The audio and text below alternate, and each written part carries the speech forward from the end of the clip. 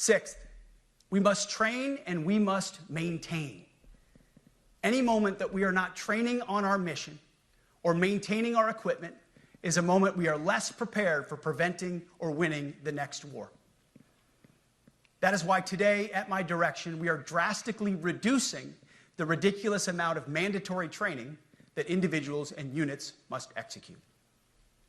We've already ended the most egregious. Now we're giving you back real time. Less PowerPoint briefings and fewer online courses, more time in the motor pool, and more time on the range. Our job is to make sure you have the money, equipment, weapons, and parts to train and maintain, and then you take it from there. You all know this because it's common sense. The tougher and the higher the standards in our units, the higher the retention rates in those units. Warriors want to be challenged. Troops want to be tested. When you don't train and you don't maintain, you demoralize. And that's when our best people decide to take their talents to the civilian world.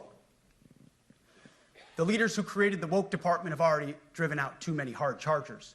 We reverse that trend right now. There is no world in which high-intensity war exists without pain, agony, and human tragedy. We are in a dangerous line of work. You are in a dangerous line of work. We may lose good people. But let no warrior cry out from the grave, "If only I had been properly trained." We will not lose warfighters because we failed to train or equip them or resource them. Shame on us if we do. Train like your warriors' lives depend on it, because they do.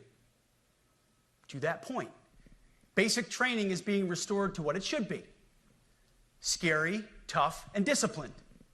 We're empowering drill sergeants to instill healthy fear in new recruits, ensuring that future warfighters are forged. Yes, they can shark attack, they can toss bunks, they can swear, and yes, they can put their hands on recruits. This does not mean they can be reckless or violate the law, but they can use tried and true methods to motivate new recruits, to make them the warriors they need to be. Back to basics at basic as well. Of course, and you know this, basic training is not where mission readiness should end. The nature of the evolving threat environment demands that everyone, in every job, must be ready to join the fight if needed. A core credo of the Marine Corps is every Marine a rifleman.